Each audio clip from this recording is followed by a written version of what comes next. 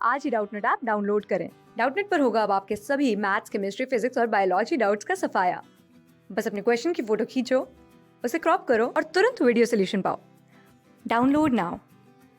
Guys question में हो रहा है कि if n is a positive integer such that if a number a is equal to p plus f where p is an integer, जहाँ पे f की value जो बिलोंग कर रहा है 0 से f 1 तक, here p is called integral part and a and f is a fractional part। ठीक है, let n belongs to n and root 3 plus 1 to the power 2n is equal to p plus f where p is integral part and f belongs to 0 से 1।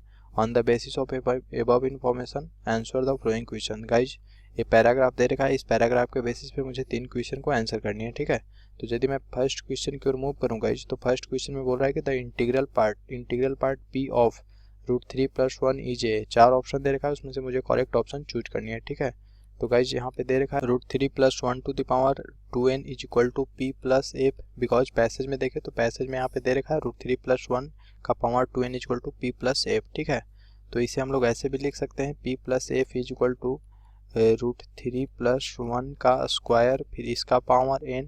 ठीक है, now यदि मैं square को break करूं तो यहाँ पे a प्लस बी तो होल स्क्वायर पर ब्रेक करूंगा तो a square plus b square फिर प्लस ट्वाइस ab तो 2 रूट 3 इस टू द पावर n। ठीक है, 3 प्लस 1 मेरा 4 बना तो 4 plus 2 root 3 to the power n। Now अब यदि मैं यहाँ पे 2 कॉमन ले लूँ तो 2 टू द पावर n बाहर आ जाएगा और अंदर में मेरा आएगा 2 plus root 3 to the power n। ठीक है, और ये है मेरा p प्लस एफ।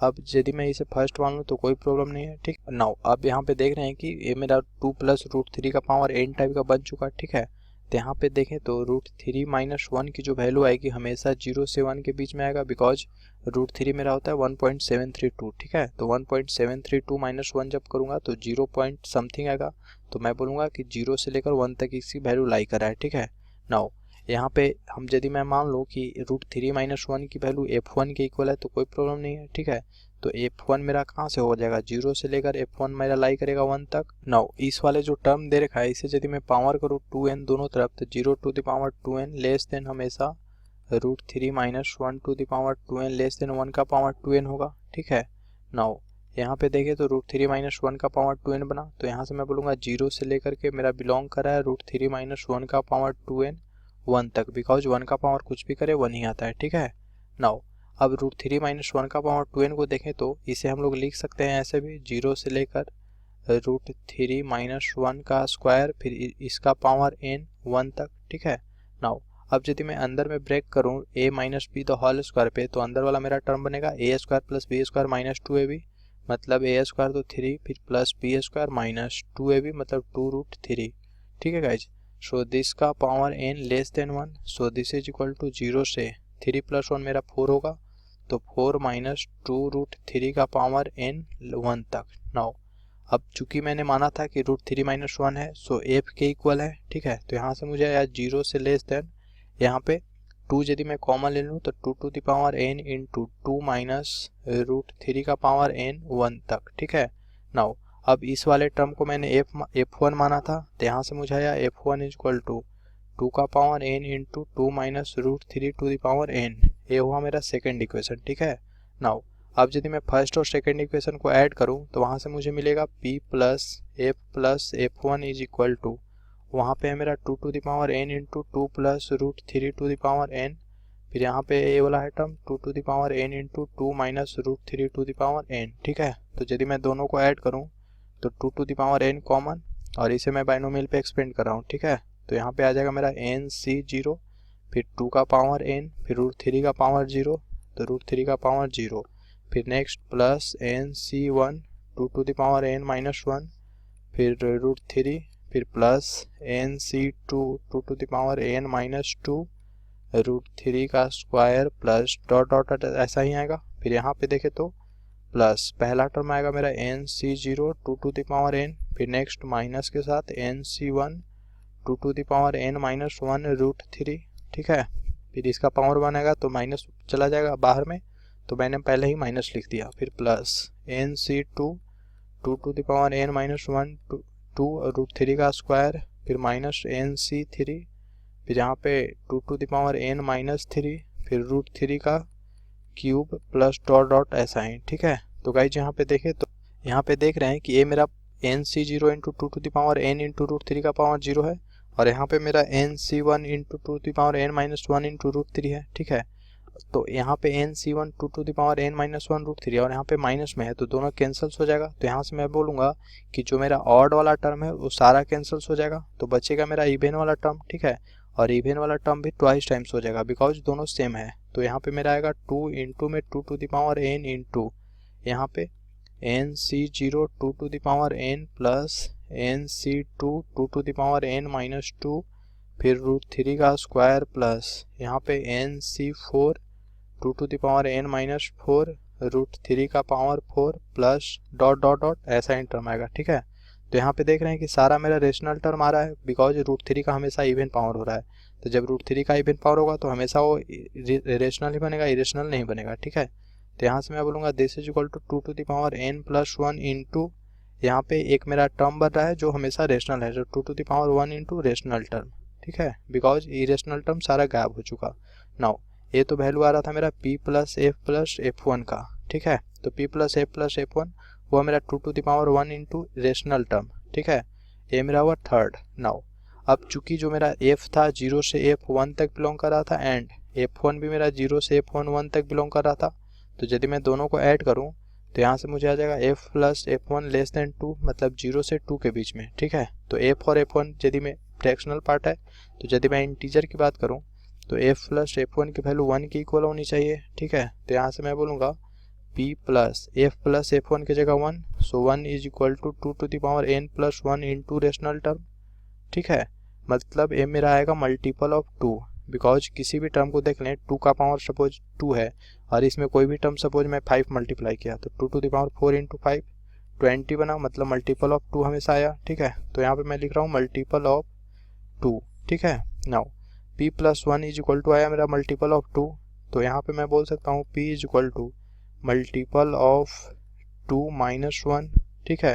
नाउ अब यदि मैं यहाँ पे एग्जाम्पल पे देखूँ तो सपोज मैं मान लिया कि टू का पावर थ्री है, ठीक है। टू का पावर थ्री इंटू कोई नंबर सेवन हो रहा है, तो टू का पावर थ्री एट आएगा, एट इंटू सेवन मैं करूँगा तो 56 आएगा, तो 56 तो हमेशा मल्टीपल ऑफ टू आया, तो मल्टीपल ऑफ टू यहाँ तक आ चुका 56, ठीक है। फिर उसमें से मैं वन माइनस कर रहा हूँ, तो 56 माइनस जब वन करूँगा तो दिस इज इक्वल टू 55, तो 55 क्या है मेरा ऑड नंबर आया। तो यहाँ पे मैं बोलूँगा कि जो मेरा p होगा हमेशा एक ऑड नंबर होगा, ठीक है। नाउ अब क्वेश्चन की ओर मूव करूँ तो क्वेश्चन में मेरे से पूछ रहा था कि the integral part p of, पहला a ऑप्शन बोल रहा है एन इवन नंबर, बिल्कुल नहीं। b ऑप्शन बोल रहा है an odd number for all n belongs to n, बिल्कुल सही, बिकॉज अभी मैंने एग्जाम्पल लेकर भी बताया, तो पहला ऑप्शन का b ऑप्शन हुआ पहला क्वेश्चन का, ठीक है। नाउ अब यदि मैं क्वेश्चन के सेकंड में पार्ट में जाऊँ तो सेकंड पार्ट में बोल रहा है कि f square plus p minus f one into f plus four to the power N. तो गाइज मुझे इसकी वैल्यू बतानी है, ठीक है। तो यहाँ पे f square plus p minus one into f plus four to the power n हुआ। तो गाइज अभी मैंने ऊपर में देखा कि p प्लस एफ की जो वैल्यू थी वो मेरा था two to the power N into two plus root three to the power n, and जो मेरा f1 की वैल्यू था वो मेरा f1 इज इक्वल टू था मेरा two to the power n into two minus root three to the power n, ठीक है। तो अब यदि मैं यहाँ पे निकालूँ p plus F into F one निकालूँ तो दिस इज इक्वल टू क्या होगा two to the power n into two to the power n, और यहाँ पे टू प्लस रूट थ्री का पावर n प्लस वाला माइनस के साथ मल्टीप्लाई होगा, तो two plus root three into two minus root three फिर whole two the power n, ठीक है। So this is equal to four to the power n into A plus B A minus B, तो A square minus B square, तो A square मतलब four minus root three का square three, तो three इसका power n, ठीक है। So this is equal to four to the power n। तो यहाँ पे आया मेरा p plus F into F one की value four to the power n, ठीक है ना। ऊपर गाइज एक और इक्वेशन आया था मेरा f plus f one is equal to one, ठीक है। तो यहाँ से यदि मैं एफ वन की वैल्यू बताऊँ तो f one is equal to मेरा हो जाएगा वन माइनस एफ, तो यहाँ पे मैं बोलूँगा p plus F into one minus f is equal to four to the power n। अब यदि मैं गाइज इसे मल्टीप्लाई करूँ तो यहाँ पे क्या होगा p माइनस पी एफ फिर f के साथ, ठीक है, तो plus f minus f square is equal to four to the power n, ठीक है। तो यदि मैं यहाँ से p कॉमन ले लूँ तो यहाँ पे p माइनस पी एफ हो गया, ठीक है। तो p minus p F minus f square plus f is equal to four to the power n। Now guys यहाँ पे देखें तो यहाँ पे वैल्यू मुझे बतानी थी एफ स्क्वायर फिर plus P F minus f plus 4 to the power n का। तो यदि मैं इसे कंपेयर करूं तो यहाँ पे इधर वाला जितना टर्म है उसे मैं उधर ले जा रहा हूँ, ठीक है। तो 4 to the power N plus F square फिर plus P F minus P minus F equal to 0 आ जाएगा, ठीक है। अब देखें तो एफ स्क्वायर पी एफ, तो F square plus P F, तो F square plus P F फिर माइनस एफ, तो माइनस एफ फिर plus 4 to the power N. तो ये जितना रेड की कलर किया हुआ है उसकी वैल्यू बतानी थी, तो यहाँ पे मैं बोलूँगा hence f square plus P F minus f plus 4 to the power n equal to p को उधर ले जाऊँगा तो 0 प्लस पी तो पी, तो hence this is equal to p, ठीक है। नाउ अब यदि मैं ऑप्शन में देखूँ तो ऑप्शन में पी मेरा ए ऑप्शन दिख रहा है, हिंस सेकंड क्वेश्चन का a option is correct option. Now third question में बोल रहा है कि integral integer just greater than √3 plus 1 का power 2n is necessary divisible. Guys अभी मेरे पास आया था जो p प्लस एफ की वैल्यू थी वो मेरा था √3 plus 1 to the power n और इसके साथ मल्टीप्लाई में 2 टू द पावर n, ठीक है। नाउ अब बोल रहा है कि इंटीजर जस्ट इससे बड़ा, तो गाइज यहाँ पे p मेरा इंटीजर है कोई और f मेरा फ्रैक्शनल पार्ट है, तो ठीक है। तो जो मेरा p से जस्ट बड़ा इंटीजर क्या होगा, p प्लस 1 होगा मेरा जस्ट इससे बड़ा इंटीजर। और गाइज मेरे पास एक और कंडीशन आया था p प्लस f1 की जो वैल्यू आई थी वो मेरा 2 टू का पावर n प्लस 1 इन 2 में समथिंग आया था, ठीक है, मतलब कोई कांस्टेंट के। तो यहाँ पे मैं बोल सकता हूँ कि जो मेरा p से जस्ट बड़ा वाला इंटीजर होगा p प्लस 1 होगा और p plus f1 equal to 2 का पावर n प्लस 1 इंटू में समथिंग कोई कांस्टेंट आया था, ठीक है।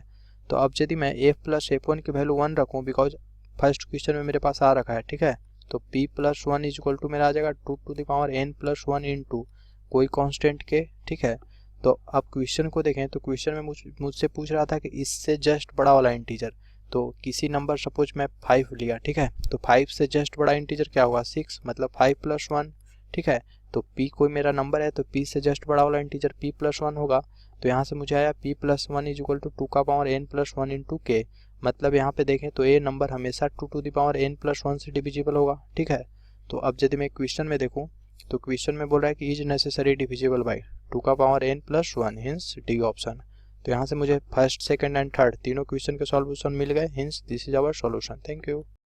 क्लास 6 से 12 से लेके नीट IIT JEE मेंस और एडवांस के लेवल तक 10 मिलियन से ज़्यादा स्टूडेंट्स का भरोसा। आज ही डाउनलोड करें डाउटनेट ऐप या व्हाट्सएप कीजिए अपने डाउट्स 8400 400 400 पर।